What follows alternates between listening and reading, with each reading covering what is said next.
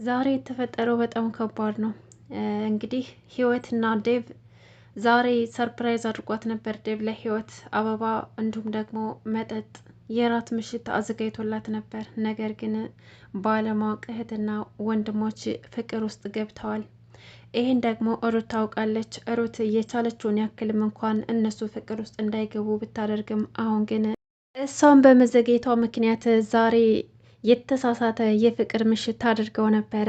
ሊሳሳሙ ሲሉ እሷ ደርሳባቸዋለች። ነገር ግን ይሄ ነገር እስከ መቼ ነው የሚዘልቀው? ምክንያቱም ዴቭ ህይወት እህቱ እንደሆነች እንኳን አያውቅም። ህይወትም ደግሞ ወንድሟ እንደሆነ አታውቅም። ስለዚህ ባለማወቅ ፍቅር ውስጥ ቅልጥ ያለ ፍቅር ውስጥ ገብተዋል። ነገር ግን ይህን ነገር የምታውቀው ሩት ናት። ሩት ደግሞ ብዙ ነገሮችን አስተካክላለሁ ብላ በጎን ግን የህይወትና የዴቭ ህይወት እየተበላሸ ይገኛል። ይሄ ነገር መፈጠር የለበትም። ዴቭ እንግዲህ እህቱ ወንጀለኛ እንደሆነች ደርሶበታል። ሳሮን አቶ መርከቡ የሚባለውን ሰውዬ እሷ እንደገደለችው፣ ያ ማለት ደግሞ ይህ ብሩክን አጎት እሷ እንደሆነች እየገደለችው ተደርሶበታል። ያ ማለት ደግሞ ዴቭ የብሩክ አጎት መሆኑን አያውቅም። እንዲሁም ደግሞ ሳሮን አላወቀችም። እስካሁን ድረስ ማስፈራሪያ የመርከብ ምልክት የመርከብ በወረቀት የተሰራ መርከብ የሚላክላቸው እና በየቦታው ምልክት የሚቀመጥላቸው ሳሮን ወንጀለኛ ስለሆነች እና ስለ እሷ እያጣሩ ስለነበረ አሁን ላይ ይፋ ሆኗል። ምክንያቱም የወንጀሉን ወረቀት ወንድሟ ዴቭ ስላገኘባት። ሰላም ሰላም! ውድና የተከበራችሁ የቻናል ቤተሰቦች እንዴት ናችሁ? ደህና ናችሁ ወይ? ከኔ ጋር ሁሉም ሰላም ነው።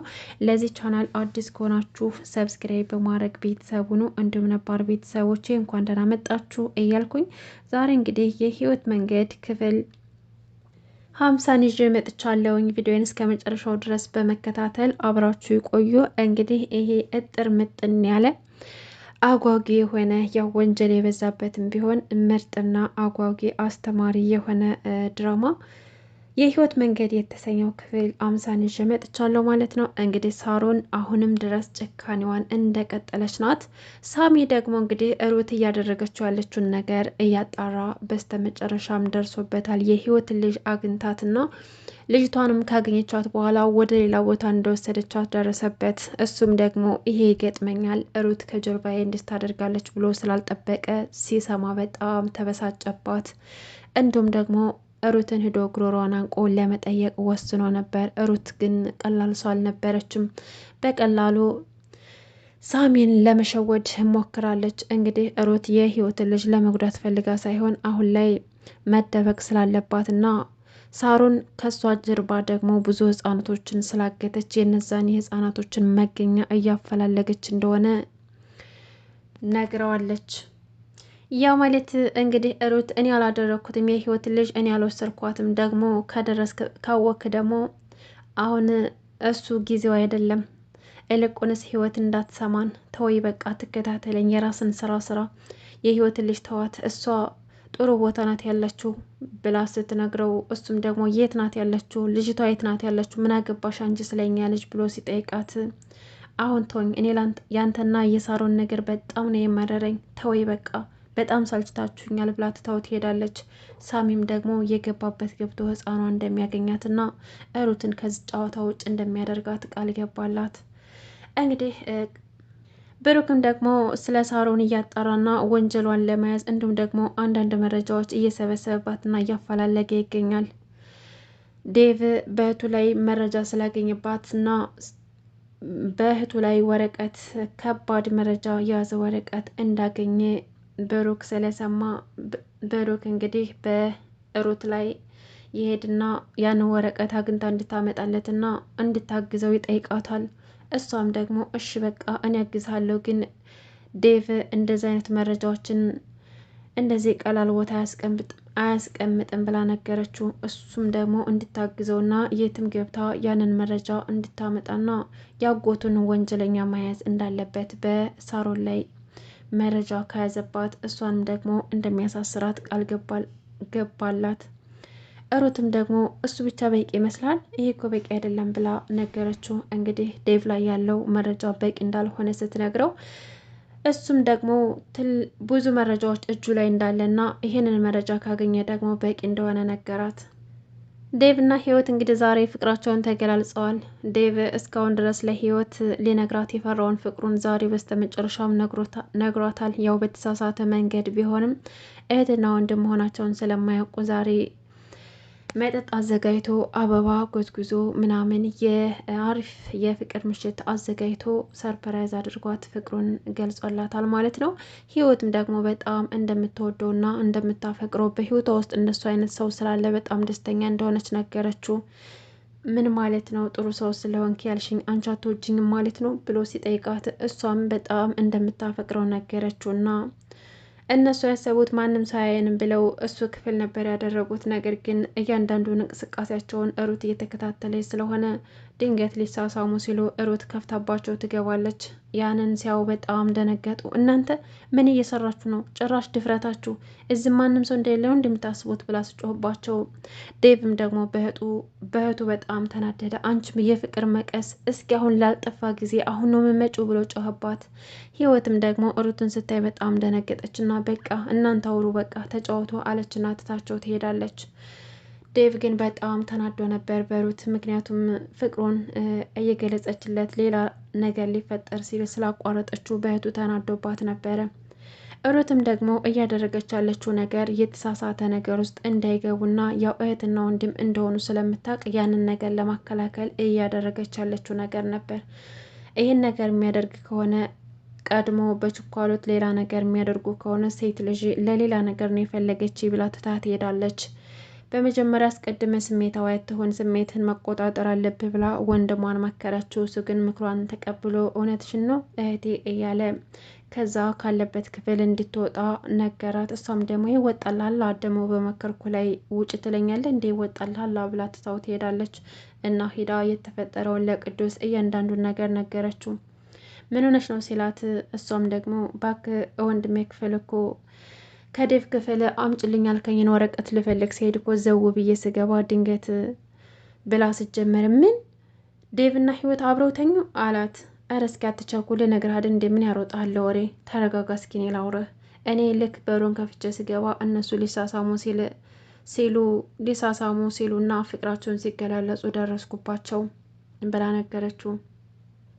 ብሩክም እንግዲህ ያው እኮ ነው ያ ማለት እኮ አልሄዱም ዞር አሉ ማለት ነው። ስለዚህ ይሄን ነገር በፍጥነት ቋጭተሹ የእነዚህን የልጆች ህይወት መታደግ አለብሽ። በኋላ አጎትም አባትም እንዳይጸጽትሽ ቀድመሽ እህትና ወንድም እንደሆኑ መናገር ይኖርብሻል ብለው ቅዱስ ነገራት። እሷም ደግሞ ስታስበው ለእኔ ቀላል ይመስላል እንዴ? ይህን ማድረጉ ጠፍቶ ይመስል እንዴ? ግን ገና ያልጨረስኩት ነገር አለኝ። የሳሮንን ነገር ስላልጨረስኩኝ አሁን ልነግራቸው አልችልም። ግን በቻልኩት አቅም እንዲረጋጉና ጊዜ እንዲፈጅባቸው ለማድረግ እየሞከርኩኝ ነው።